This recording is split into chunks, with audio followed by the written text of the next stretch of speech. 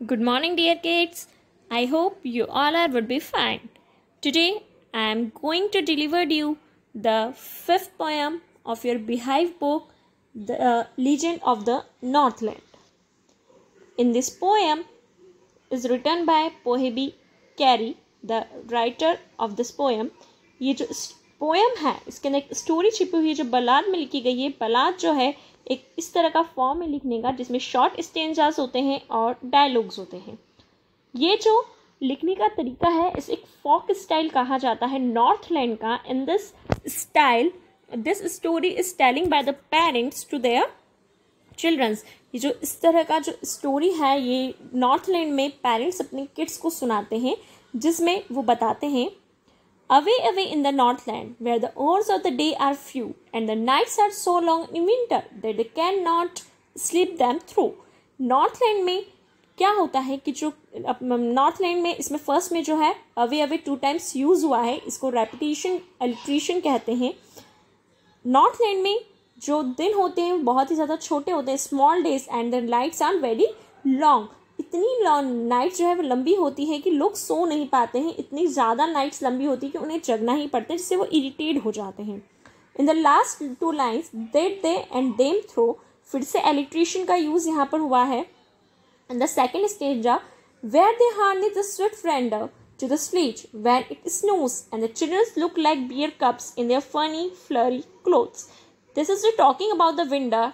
Harness meanings होता है the use करना किसी भी चीज़ का. जैसे आप पिक्चर पे देख सकते हो रेंडर जो विंटर टाइम होता है. उस विंटर टाइम में जब सांता क्लॉज आता है in the Christmas time, the reindeer is the name of their animals and the sledge the roof the joint by the reindeer and the Santa Claus. उसके लिए sledges word जो है वो use हुआ है. जो किड्स होते हैं वो इतने सारे गर्म कपड़े पहन लेते हैं, वुलन पहनते हैं कि वो बहुत ही ज़्यादा क्यूट से लगते हैं, बियर जैसे लगता है. फ्लरी और फनी 2 वर्ड्स यूज हुए. फिर से एलिट्रेशन वर्ड यहाँ पर यूज हुआ है. It's called alliteration. In this next पेरा that they tell them a curious story. I don't believe that's true and it you may learn a lesson if I tell the tale to you. ये जो story है यहाँ पर फिर से tell them use हुआ है. ये एलिट्रेशन है. इस तरह का जो पोएम स्टोरी है वो पेरेंट्स नॉर्थलैंड में अपने किड्स को सुनाते हैं जिस पर जनरली बिलीव नहीं किया जाता है, लेकिन हम चाहें तो इससे बहुत कुछ सीख जरूर सकते हैं. In the next para, once when the good Saint Peter lived in the world below and walked about it preaching just as he did you know. क्या होता है पीटर क्राइस्ट होते हैं वो क्राइस्ट धर्म के अनुयायी होते हैं, वो जो है क्रिश्चियन धर्म के होते हैं और अपनी जो प्रीचेस होती हैं दैट मीन्स धर्म की जो बातें होती हैं, रिलीजियस बातें जो होती हैं वो उसको क्या करते हैं लोगों को सुनाते हैं, लोगों को जो है धर्म बांटते हैं, लोगों को बातें सुनाते हैं. In the next para, he came to the door of a cottage in traveling down the earth where a little woman was making cakes and packing them on the hearth. ऐसे ही जब एक बार जो प्रीटर होते हैं जो कैस्ट धर्म को करते हैं सुनाते हैं सभी को, ऐसे वो एक बार घूमते घूमते अर्थ पर अपने एक हट के यहाँ पर पहुँचते हैं जहाँ पर एक old lady small C lady होती है वो रहती है जो केक्स को बेक करती है. हर्थ जो है जो आप देख सकते हैं स्क्रीन पर जो भट्टी लगी हुई है उसके लिए हर्थ वर्ड यूज़ किया जहाँ पर वो केक जो है वो बेक करती है. And being faint with fasting, for the day was almost done, he asked her from a store of cakes to give him a single one. क्या करते हैं क्रिस्ट उस लेडी को कहते हैं कि तुम बहुत सारे केक्स मेक करती हो. आई एम वेरी हंग्री, मैं बहुत हंग्री हूँ, मैं पूरा घूम कर आया हूँ, मैं फैंट होने वाला हूँ. प्लीज़ मुझे तुम जो केक्स पैक करती हो उसमें से कुछ पार्ट जो है एक छोटा सा केक का जो हिस्सा है तो मुझे उसमें से दे दो, जिससे क्या होगा मैं गिरूंगा नहीं, मैं फैंट नहीं होऊंगा, नहीं तो मैं फैंट हो जाऊंगा. तुम इतने सारे केक्स उसमें से केक का पीस मुझे दे दो. ये बात जो है टीचर्स उसको बोलते हैं. फिर वो कहती है so she made a very little cake but at its baking lay she looked at it through it seems too large to give away. क्या होता है वो केक को बेक करती है लेकिन जो बेक करके उस केक को निकालती है तो उसे लगता है कि ये केक तो बहुत बड़ा है देने के लिए, इतना बड़ा केक मैं दूंगी क्या, तो मुझे क्या करना चाहिए, I have to bake something little, मुझे कुछ लिटिल बेक करना चाहिए, इतना बड़ा केक मुझे उन्हें नहीं देना चाहिए. Therefore she needed another and still a smaller one but it looked when she turned over as large as the first hidden. फिर से नए केक के लिए वो डो रेडी करती है। नीडेड करना मतलब डो रेडी करना, वो फिर रेडी करती है ताकि वो दूसरा केक बना सके। लेकिन उस केक को भी जब वो बेक करके निकालती है तो उसको क्या लगता है कि अरे ये तो पहले वाले के जितना ही है, अभी भी ये बड़ा है, मैं इतना बड़ा केक दूंगी क्या, मुझे इतना बड़ा केक देना नहीं चाहिए, मुझे दूसरा बनाना चाहिए। And she took a tiny scrap of dough and rolled it flat and baked it thin as wafer but she couldn't part with that.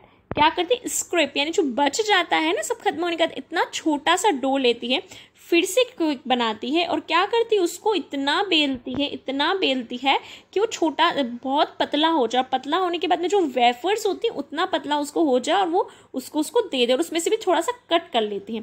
For she said my cake that seems too small when I eat of them myself are it too large to give away so she put them on the shelf. क्या करती है, जब ये cake मैं अपने खुद के लिए बनाती हूँ तो मुझे केक बहुत छोटे लगते हैं, लेकिन जब मुझे देना है तो मुझे केक बहुत बड़े लगे, तो मुझे इसको क्या करना चाहिए, देना नहीं चाहिए। मुझे ये जो छोटी छोटी सी केक है ना, इनको मेरी शेल्फ में रख देना चाहिए, मुझे इन्हें किसी को देना नहीं चाहिए। और फिर से वो क्या करती है, उन सारे केक्स को उठा करके अपनी शेल्फ में रख देती है। Then could Saint Peter grew angry, for he was hungry and faint, and surely such a woman was enough to provoke a saint. क्या सोचते हैं, एंग्री हो जाते हैं मिस्टर पीटर और क्या कहते हैं उस लेडी को कि मुझे इतनी भूख लग रही है लेकिन तुम मुझे छोटा सा केक नहीं दे सकती हो, मुझे खाने के लिए देखो मैं कितना भूखा हूँ, मैं फैंट हो जाऊँ इतना मैं भूखा हूँ, लेकिन तुमने मुझे केक नहीं दिया। प्रोवोक का मतलब होता है case of get angry, that means ये सारी चीजें उन्हें गुस्से में ला देती हैं, वो बहुत नाराज हो जाते हैं। And he said, you are far too selfish to dwell in a human form, to have both food and shelter and fire to keep you warm. क्या कहते हैं कि तुम इस लायक ही नहीं हो, तुम बहुत स्वार्थी हो, तुम्हें ह्यूमन बनने के तुम लायक नहीं हो, इसलिए तुम्हारे के साथ तो वो करना चाहिए कि तुम्हें खाना भी ना मिले और तुम्हें रहने के लिए जगह भी नहीं मिले। ड्वेल का मतलब live in a human form, यानी तुम ऐसी नहीं हो कि तुम इंसान का जीवन जियो, तुम्हें इंसान नहीं हो।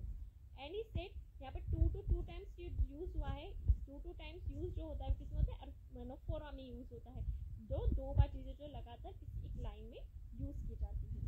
Now you shall build in a bird do and shall get your scarry food by boring all day in the hard dry wood। क्या करा, तुम्हें जो है एक बर्ड बन जाना चाहिए, तुम्हें बर्ड बन जाओ, हमेशा जो उस पेड़ पर अपनी जो है चोंच, अपनी जो बीक है उससे मारते रहना जिससे तुम बहुत कम खाना मिल पाएगा। और इस तरह से जब तुम चोंच को बार बार उस वुड पर डालोगी, अपनी बिक को बार बार जब वुड से करोगी ना, तो क्या होगा, तुम ये बहुत बोरिंग सा हो जाएगा और तुम्हें ये सब चीज़ें खाने को नहीं मिलेगी।